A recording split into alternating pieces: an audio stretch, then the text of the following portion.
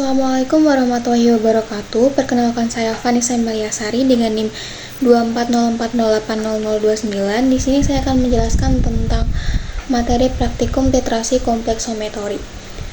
Untuk yang pertama, yaitu untuk tujuan dari praktikum ini adalah untuk mengetahui proses titrasi kompleksometri. Kemudian untuk menentukan kadar kalsium atau magnesium dalam air sadah dengan titrasi kompleksometri.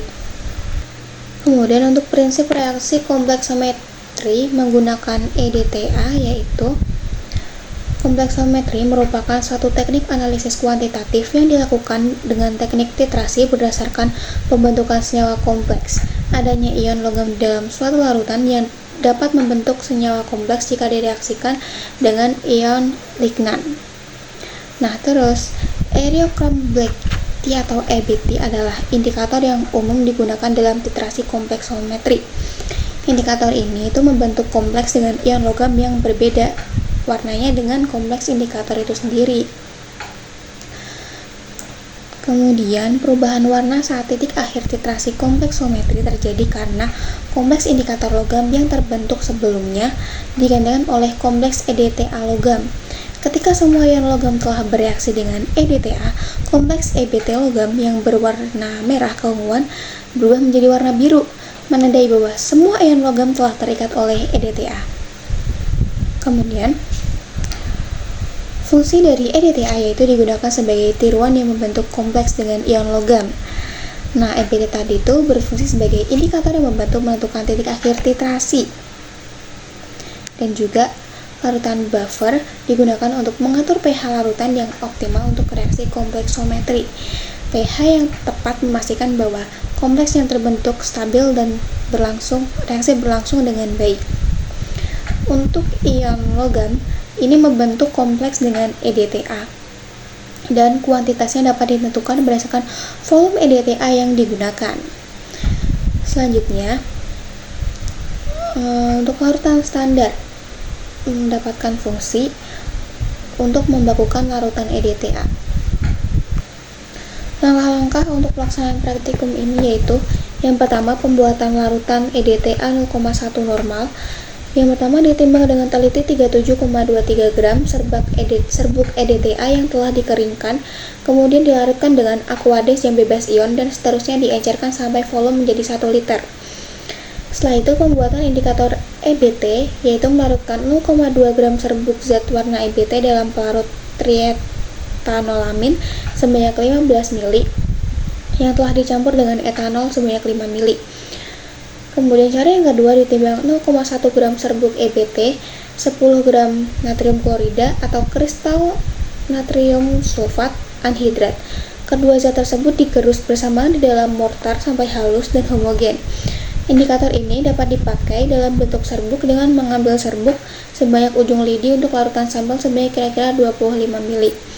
Yang ketiga, untuk cara kerja pembuatan larutan buffer dengan pH 10, masukkan 248 ml amonia pekat dan ditambahkan 35 gram kristal NH4Cl, kemudian diencerkan dengan aqueous sampai volume 500 ml atau setengah liter.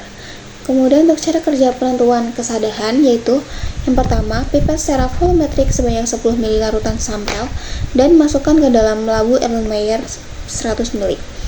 Kemudian ditambahkan 2 ml larutan buffer tadi yang sudah dibuat dengan pH 10 dan sepucuk lidi indikator EBT. Kemudian dititrasikan larutan dengan menggunakan EDTA sebanyak 0,1 normal dan hentikan titrasi saat warna larutan berubah dari merah anggur menjadi biru. Ulangi titrasi sebanyak 3 kali, kemudian catat data pengamatan yang diperoleh dan menghitung kadar Ca dan magnesium pada sampel. Contoh perhitungan sederhana yaitu disuruh menetapkan kadar kalsium dalam suatu sampel menggunakan titrasi kompleksometri dengan EDTA. Yang pertama, cari dulu volume EDTA yang akan digunakan. Contohnya yaitu 15,2 ml, kemudian konsentrasi EDTA sebanyak 0,01 molar dengan massa molar kalsium adalah 40,08 gram per mol dan volume sampel sebanyak 100 ml. Yang pertama, menghitung jumlah mol kalsium yang digunakan. dan ditemukan, dan hasilnya adalah 0,000152 mol. Dengan setelah itu dicarikan kadar kalsium dalam sampel dengan rumus mol kalsium dikali dengan massa molar terus dan dibagi dengan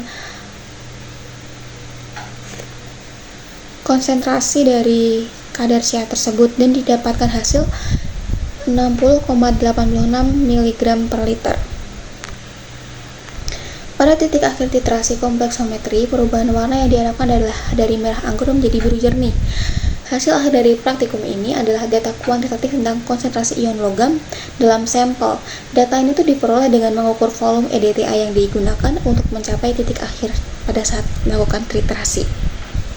Tips agar titrasi kompleksometri berjalan dengan akurat yaitu yang pertama, pengendalian pH yang tepat. pH larutan harus sesuai dengan yang diperlukan untuk reaksinya. Kemudian memilih indikator yang sesuai. Indikator yang digunakan di sini adalah Erichrome Black Tea atau EBT yang digunakan sebagai indikator yang tepat untuk menentukan titik akhir titrasi. Kemudian penggunaan alat yang teliti. Pastikan semua alat telah terkalibrasi dengan baik. Kemudian untuk langkah-langkah keselamatan kerja, yang pertama itu menggunakan latex atau sarung tangan, menggunakan kacamata pelindung dan juga jas laboratorium. Kemudian pastikan bahwa ventilasi laboratorium baik.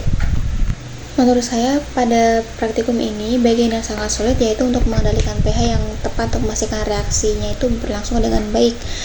Terus kemungkinan kesalahan yang akan terjadi yaitu penambahan titran yang terlalu banyak sehingga melebihi dari titik akhir titrasi dan menyebabkan warna tidak sesuai dengan teori. Pada praktikum ini bermanfaat untuk dalam dunia kerja ke depannya, yang memungkinkan analisis kuantitatif yang akurat terhadap ion logam dan berbagai sampel.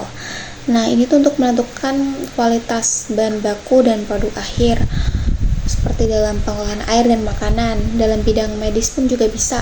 Kompleksometri itu membantu dalam analisis sampel biologis untuk menentukan kadar ion logam yang penting bagi kesehatan. Sekian dari saya, terima kasih.